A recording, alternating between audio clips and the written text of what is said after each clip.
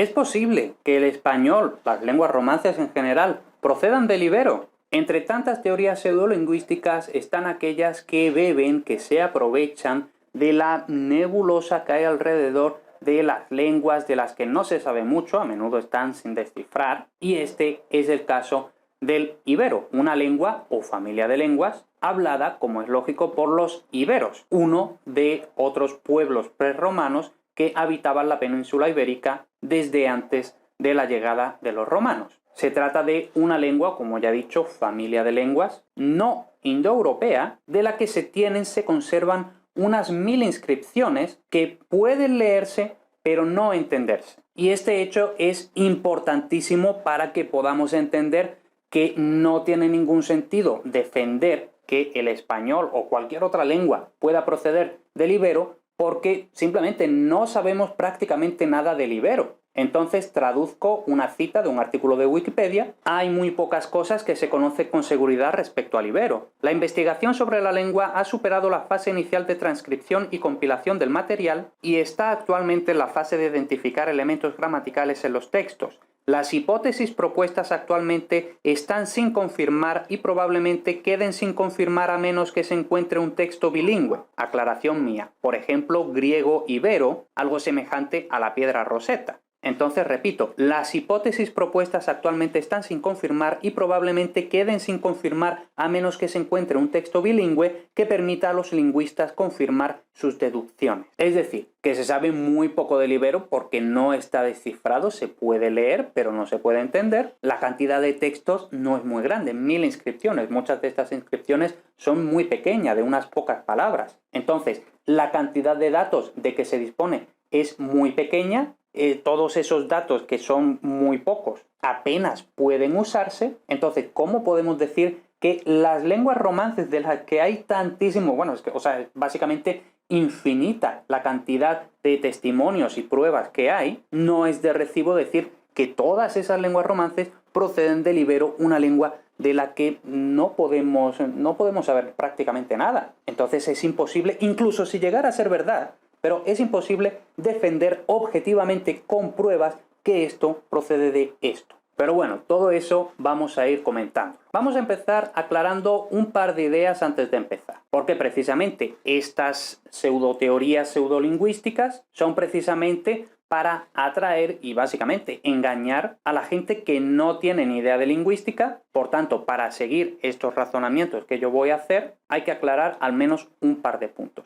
Punto primero, ¿qué sabemos del ibero? Pues realmente muy poca cosa, ya lo hemos dicho, ni siquiera se ha descifrado el ibero. Y ojo, esto no lo digo solo yo, esto lo dice incluso la gran Carme Huertas, que dice ser una especialista en lengua ibera. Cito de su propio libro. Los pobladores establecidos en la península hablaban lenguas ibéricas. A pesar de disponer de más de 2000 textos epigráficos, ella dice 2000, mis fuentes dicen que son algo más de 1000, pero bueno, no importa, vamos a aceptar que sean 2000. A pesar de disponer de más de 2000 textos epigráficos hallados en todo tipo de soportes y contextos arqueológicos, la escritura sigue sin descifrar. También dice en otro lugar, ¿qué sabemos nosotros del ibérico? ¿Por qué no se ha descifrado su escritura?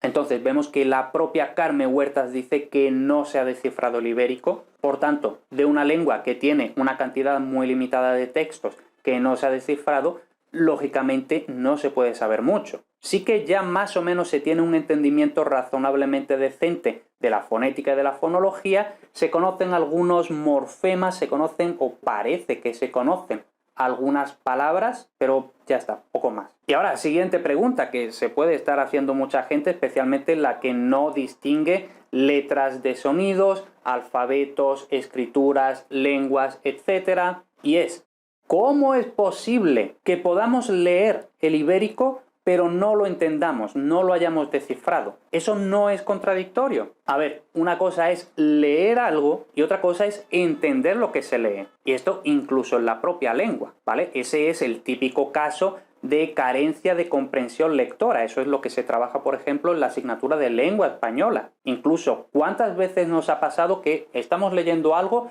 de repente nos hemos distraído con el pensamiento que sea y hemos estado leyendo las palabras individualmente pero nos damos cuenta de que no nos hemos enterado de nada porque estábamos pensando en otra cosa aunque estuviéramos leyendo las palabras, ¿vale? Entonces una cosa es leer y otra cosa es entender, pero es que en el caso de una lengua no descifrada es aún más obvio. Entonces vamos a verlo con otro ejemplo. Cualquier hispanohablante conoce el alfabeto latino y, guardando las distancias, podemos más o menos leer cualquier texto en cualquier idioma que esté escrito en alfabeto latino. Ahora bien, que estemos más o menos leyendo un texto en polaco, que estemos más o menos pronunciando las letras una detrás de otra, no quiere decir que estemos entendiendo el texto polaco. Y ojo, no hace falta ni siquiera irse al polaco. Tenemos, por ejemplo, estos versos de la Chanson de Roland, poema francés del siglo XI, y vemos que realmente se puede entender muy poco, incluso si sabemos francés moderno, ¿vale? Entonces, esos son los primeros puntos que quería aclarar. Ahora vamos ya realmente a entrar en harina. Puntos importantes de por qué no se puede decir que las lenguas romances provengan del ibero. Voy a hablar de algunos conceptos para que podamos entender el razonamiento y por qué eso no es posible. El primer concepto del que quiero hablar es el de la carga de la prueba. Es decir, ¿quién tiene la obligación de probar algo? Estamos en una situación en la que tenemos dos puntos de vista enfrentados. El punto de vista razonable, decente, normal de que las lenguas romances proceden del latín y las que dicen que no y que proceden del italiano antiguo o del ibero o del rumano, lo que sea. Entonces, ¿quién tiene la obligación de demostrar su punto de vista? Cientos de miles de filólogos que llevan estudiando esto durante generaciones, recolectando pruebas, estudiándolas de forma lingüística, etc. O las 4 personas que tienen teorías, vamos a llamarlas así, teorías alternativas. Pues lógicamente quien tiene que probar, quien tiene la obligación de demostrar lo que está diciendo, es decir,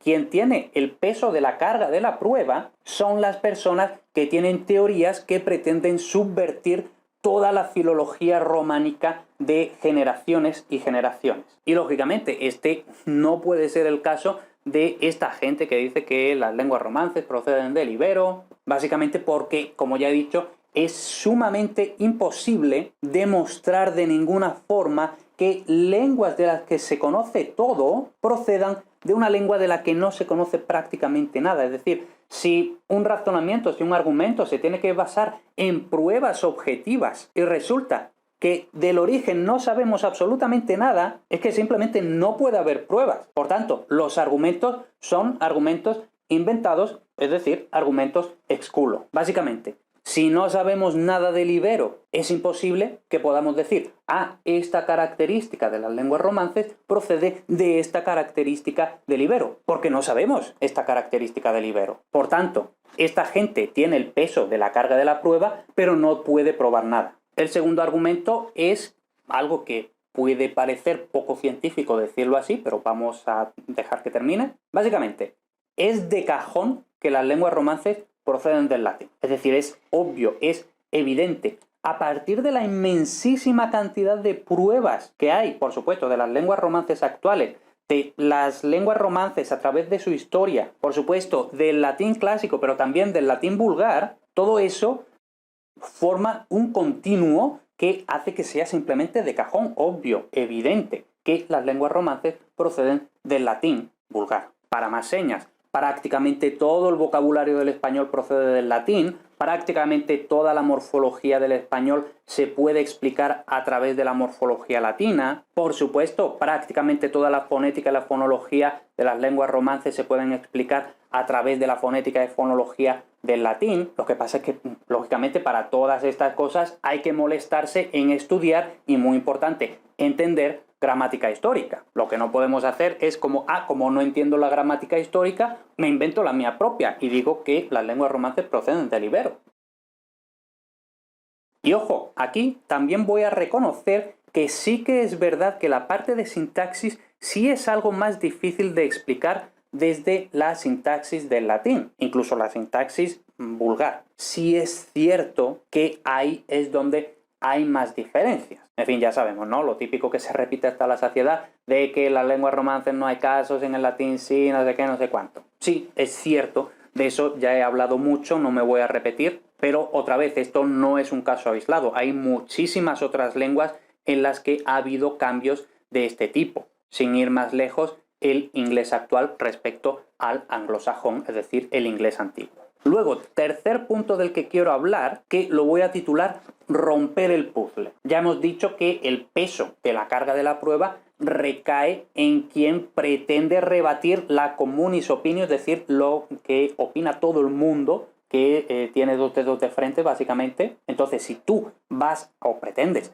desmontar eso, tú eres el que tiene que demostrar que tú tienes razón. Y no, es decir, tendrás que rebatir todo lo que generaciones de cientos de miles de filólogos llevan diciendo durante cientos de años. Entonces, no solo deberían demostrarse con datos las supuestas similitudes entre las lenguas romances y el ibérico, cosa imposible porque del ibérico no se sabe prácticamente nada, sino que también habrá que desmontar todos millones de argumentos de la gramática histórica, vamos a llamar estándar. Y esto pues es básicamente imposible. Realmente, tanto una cosa, demostrar la conexión entre las lenguas romances y el ibérico, y desmontar la gramática histórica estándar de que las lenguas romances proceden del latín, las dos cosas son esencialmente imposibles. Entonces, si nos molestamos en abrir un manual de gramática histórica, vemos que se exponen durante cientos, a veces miles de páginas,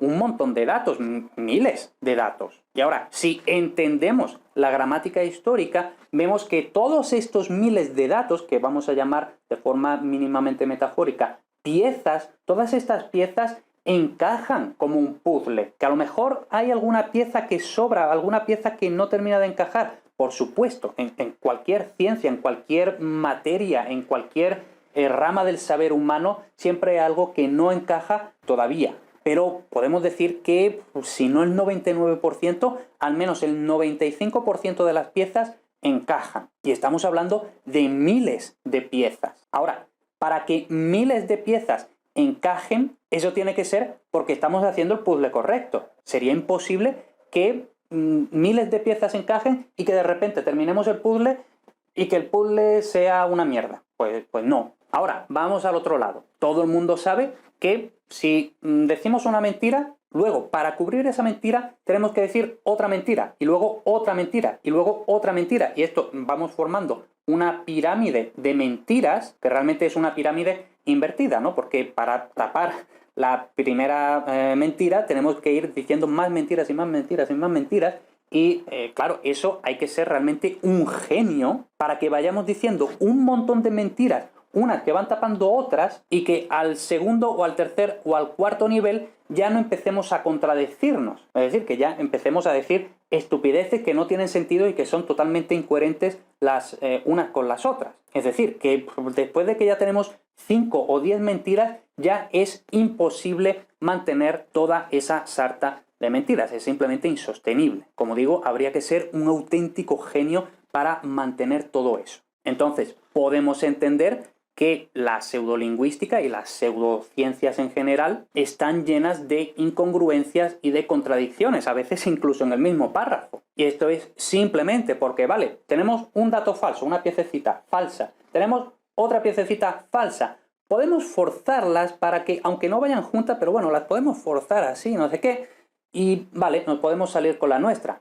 Pero si tenemos 1000 piezas que no van juntas entre sí, es imposible que encajen las 1000 piezas. O sea, es que simplemente no se puede. Entonces, por eso llamo a este punto romper el puzzle. Primero, habría que romper el puzzle completo al 95% de la gramática histórica tradicional, pero es que luego habría que construir un puzzle de la misma complejidad respecto a que el ibero es la madre de las lenguas romances, que simplemente, como no tenemos piezas del ibero, es imposible demostrarlo. Ahora, ¿que nos podemos inventar las piezas? Pues bueno, nos podemos inventar quizás 5 o 10 piezas, pero más allá de eso ya van a empezar a no encajar. Y ahora, una pregunta que se está haciendo mucha gente, que me la han planteado a mí, y es la siguiente. ¿Es esta teoría cosa de nacionalistas catalanes. Y antes de empezar, rapidísimo disclaimer. Primero, yo en absoluto soy un patriota español, anticatalán ni nada de eso. En segundo lugar, soy consciente de que lo que viene a continuación puede parecer en sí mismo una teoría de la conspiración. Ojo, yo me limito a exponer los datos y a sacar conclusiones verosímiles de ellos. Es decir, a mí ni me va ni me viene todo el circo del iberismo ni de sus presuntos vínculos con el nacionalismo catalán. Entonces, la pregunta, ¿tiene esto que ver con nacionalistas catalanes? Y esto yo tengo que reconocer que cuando me lo dijeron a mí por primera vez, me chocó, me extrañó. O sea, yo básicamente no le veía sentido a esa acusación. Es decir, incluso si se demostrara, incluso si nos creyéramos que efectivamente las lenguas romances proceden del ibero, nos tenemos que plantear la siguiente pregunta. ¿Cui prodest? Es decir, ¿a quién beneficia? O sea, ¿y qué? ¿Por qué alguien iba a querer demostrar que las lenguas romances proceden del ibero si esto, según dice la gramática histórica de toda la vida, no es posible? Y esto no porque la gramática histórica de toda la vida haya dicho explícitamente no, las lenguas romances no proceden del ibero, simplemente que si la gramática histórica tradicional de toda la vida dice lo que dice, eso es directamente incompatible con que las lenguas romances procedan del ibero. O sea, que ¿por qué algunos autores defienden que las lenguas romances proceden del ibero? ¿Qué hay detrás de esta afirmación? ¿Por qué a alguien le iba a interesar eso? Y otra pregunta aún más importante. Incluso los conspiranoicos negacionistas del latín vulgar reconocen, y aquí están de acuerdo con la gramática histórica tradicional, que las lenguas romances se parecen mucho entre sí. De lo que deducimos que las lenguas romances, si se parecen mucho entre sí, tienen un ancestro común, que según ellos no es el latín, sino el, en este caso, ibero o el italiano antiguo o lo que toque. Entonces, si, como dice alguna gente, el español efectivamente procede del ibero y hemos dicho que el español es una lengua romance y que las lenguas romances se parecen entre sí y que por tanto todas las lenguas romances tienen un antecedente común, eso quiere decir que si el español procede del ibero, todas las demás lenguas romances proceden del ibero. Entonces, yo eso cuando lo pensé al principio digo, bueno, es que eso no tiene sentido. O sea, porque, vale, todavía el español podríamos creernos que proceda del ibero, pero nos vamos a creer que el rumano procede del ibero, nos vamos a creer que el italiano procede del ibero o que el francés procede del ibero. Es decir, a mí eso me parecía un auténtico disparate. Es imposible defender eso, que todas las lenguas romances proceden del ibero. Y sin embargo, ese es precisamente el objetivo al fin y al cabo. Decir que efectivamente todas las lenguas romances, no solo el español, no solo el catalán, proceden del ibero. Y entonces volvemos a la pregunta, ¿cui prodest? ¿Qué beneficio hay para alguna gente en afirmar y defender eso? Bueno, si miramos el siguiente mapa, aquí tenemos la distribución de las lenguas paleohispánicas en la península ibérica, vemos que la mayoría del territorio que cubre el ibérico coincide con zonas que actualmente son catalanoparlantes. Si además acudimos a la bibliografía y vemos que se menciona que de hecho la mayor concentración del ibero y el más antiguo estaba concretamente en la actual Cataluña, entonces podemos ir dándonos cuenta de por dónde van los tiros. Básicamente estamos diciendo el ibero es la madre del español, del catalán por supuesto, y ahora, como identificamos de forma muy torticera que el ibero y lo ibero más o menos se corresponde con la actual Cataluña, entre otros territorios igualmente catalanoparlantes, ahora nos podemos montar nuestra película de que el ibero se correspondería con una especie de protocatalán y que por tanto este protocatalán, es decir, el ibero, como ya hemos dicho, es la madre de todas las lenguas romances. Por tanto, el protocatalán es la madre de todas las lenguas romances, es decir, el sueño húmedo de cualquier nacionalista catalán. Y ahora, pregunta ya para terminar. ¿Realmente hay alguien que de verdad tenga los santos de defender esa cosa? Y por supuesto aquí me estoy refiriendo a Carme Huertas. Pues bueno, si alguien se molesta, como yo, en leerse el libro completo, no solo a verse el famoso vídeo que ronda por ahí por YouTube, sino realmente a leerse el libro completo, pues parece que sí, pero quizá no, o sí, o no se sabe. Y es que yo creo, sinceramente, que ella es consciente de que no es capaz de mantener toda esta sarta de disparates que ella lleva diciendo durante, bueno, menos de 200 páginas, ¿no? Que ahí pretende subvertir toda la filología románica. Pero aún así, ella no es capaz de mantener toda esta gran conspiranoia. Y esto, otra vez, no que lo diga yo, lo dice ella. Nos vamos al último apartado del libro, capítulo, conclusión, subcapítulo, ¿de dónde vienen las lenguas romances? Y comienza así. Los análisis anteriores convergen hacia una conclusión. Los análisis anteriores se refiere a todos los disparates que lleva diciendo en las páginas precedentes. Esa conclusión es que las lenguas romances no vienen de ninguna parte. Estaban aquí. Eran las hablas del territorio ligeramente distintas según se separan lingüística y geográficamente. Traducción, que realmente no dice nada. Ya sea para seguir alimentando esta vaguedad general que lleva diciendo toda la obra, porque realmente nunca llega a decir nada, o quizá, como ya he dado a entender, porque realmente ella no termina de atreverse a decir a las bravas: las lenguas romances proceden del ibero. Y sin embargo, como el adolescente que no se atreve a declarar su amor, lo lleva sugiriendo todo el libro. Y más allá de un profuso uso de un tecnoguirigay de lo más horroroso a lo largo de toda la obra, la propia conclusión de la autora, ya prácticamente al final, es realmente de lo más decepcionante incluso para sus fans. Si es que alguno llega a leerse el libro y no se limita a quedarse con el famoso vídeo que circula por YouTube. Lamentamos finalizar este trabajo con más preguntas que respuestas. Traducción, que llevo 160 páginas diciendo majaderías que no llevan a ninguna parte. Esto demuestra que hay que replantear a fondo la base de los estudios filológicos actuales. Traducción, que la culpa es de los filólogos. No de mi incapacidad, no, de los filólogos. Porque no se podrá avanzar en esta disciplina si se ignora la cultura y la lengua anterior al proceso de romanización, el sustrato que está en la base de todos los cambios posteriores. La lengua ibérica es nuestra gran esperanza. Tendremos que esperar a que se publiquen nuevos estudios que nos permitan avanzar en el desciframiento de la escritura ibérica. Es decir, la culpa es de los filólogos y yo, que supuestamente soy una especialista en ibero, tengo que esperar a que vengan otros a descifrarme el ibero, cosa que ojalá no pase porque entonces se me acaba el circo. En definitiva, un libro que pretende subvertir toda la filología románica desde sus cimientos, no solo no desmonta esta communis opinio de que las lenguas romances proceden del latín, sino que no es capaz de aportar absolutamente nada para reemplazarla.